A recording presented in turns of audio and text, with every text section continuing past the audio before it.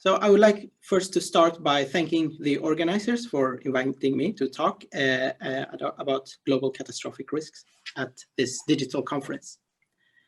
So Lord Martin Rees and other scholars in our field, the study of global catastrophic and existential risks, have to a considerable extent explored extreme existential risks. Such risks are often very unlikely and immediately fatal. For example, in his classic book, Our Final Century, Rees discusses the possibility of risks associated with high-energy experiments. This makes sense, since his main area of expertise is physics and astronomy. Rees also explores some interesting philosophical arguments, such as the doomsday argument, and so on. All these approaches to existential risk are very important and have in some respects formed the foundation of our field. My own approach has been somewhat different, mostly because my expertise is closer to the social sciences rather than to physics and astronomy. I call this approach the crunch approach, to contrast it with the bang approach explored by many senior researchers in the field. The terminology is borrowed from Nick Bostrom, who describes a bang as a relatively sudden event that causes the existential catastrophe, and a crunch as a drawn-out event or a series of events that lead to slow decline and/or permanent stagnation. An example of a bang that is discussed by Rees and others would be the unexpected forming of a black hole at the center as a result of high-energy physics experiments. The black hole would, it is hypothesized, destroy our planet in short order. By contrast, a crunch could be imagined as an outcome where, for example, global warming turns out to be much worse than expected, and that a botched attempt at geoengineering partially destroys the ozone layer, which in turn triggers depressions, wars, and that these in turn reduce the institutional capacity to contain pandemics, which in turn reduces the capacity to adapt to global warming, and so on. So we get self-reinforcing cycles of disasters and institutional weakness that further increases vulnerability to other disasters. I think that crunches are important to explore because most historical large-scale collapses of civilizations have been crunches rather than bangs. For example, the fall of the Western Roman Empire was a drawn-out process, where institutional weakness aggravated internal conflicts and reduced the state's capacity to control migration of non-state actors. These seized or destroyed important economic assets. However, while the Western Roman Empire is often said to have ended in 476, some Western Roman institutions and part of the way of life in the empire did not disappear in 476, but slowly declined and further deteriorated in the aftermath of Justinian's wars in the Italian peninsula and the volcano-induced weather disruptions, famine, and the Justinian plague in the 530s.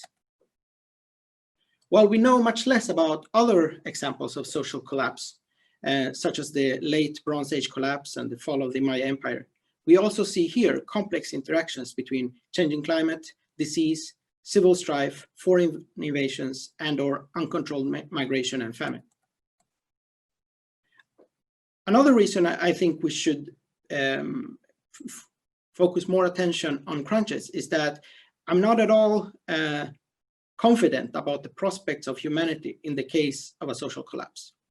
I argue in a paper that is now under review that we have little evidence to support the hypothesis that an advanced industrial civilization would quickly re-emerge in the event of a social collapse. Moreover, I think that humankind may be very vulnerable in a post-collapse outcome to hazards that are less concern for us, for a modern civilization. For example, the HIV/AIDS pandemic that is now contained and controlled with medications might, post a collapse, start infecting people again and could have devastating consequences. So I am in one sense more pessimistic than some other colleagues. For example, Toby Ord in his excellent new book, The Precipice. I have to say that it's great that he tries to quantify his assessment in a way that allows for a more precise discussion on potential disagreements. However, I think he underestimates the likelihood of a crunch. So Toby Ord argues that we have a 1 in 6 risk of not making it this century. I would argue that the total risk is somewhat higher, maybe 1 in 5, and that most of that additional risk is from crunches.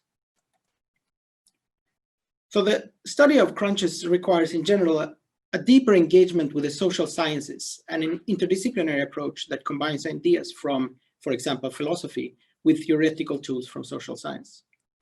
I have found that combining these have been very helpful in assessing these risks. And this is one of the things I really like about this field, the study of existential risk. I think that the best work in our field combines philosophy with informed empirical considerations. I think that many researchers that study existential risk combine and apply philosophy in a great way that is very unusual in other fields that philosophers contribute to. For example, in medical ethics, philosophers often try to apply their favorite ethical theory to a problem that they perceive to be important. They seem to start with a solution and look for a problem. But since they don't know much about the field they are commenting on, they often address issues that are irrelevant. So I think that an interdisciplinary approach to the question of global existential risk is the best, but I think it requires that we engage seriously with both philosophy and empirical science. And this is especially the case when exploring risks associated with crunches. My anecdotal impression, I don't know if this is true anymore, but well, I have the impression that many researchers in adjacent fields, for example, climate scientists, don't engage to the same extent with that, and they don't engage to the same extent with philosophical theories, also tend to neglect existential and catastrophic risks. For example, the IPCC mentions that global warming could exceed 6 degrees Celsius if the amount of CO2 would double from pre-industrial levels. Yet there are very few rigorous scenarios that explore the potential consequences for human civilization of such an extreme change. So with regards to the issue of whether we should use the same standards for assessing different global catastrophic risks, I think we should really try to treat the topics similarly. Some risks are more salient than others and are therefore perhaps more popular to work on. And I think, well, I don't think we should let this popularity aspect drive our research agenda. I think while different risks, of course, merit different degrees of attention, these considerations should be made on objective reasons. Now, that is not to say that we should study the risks in the same way.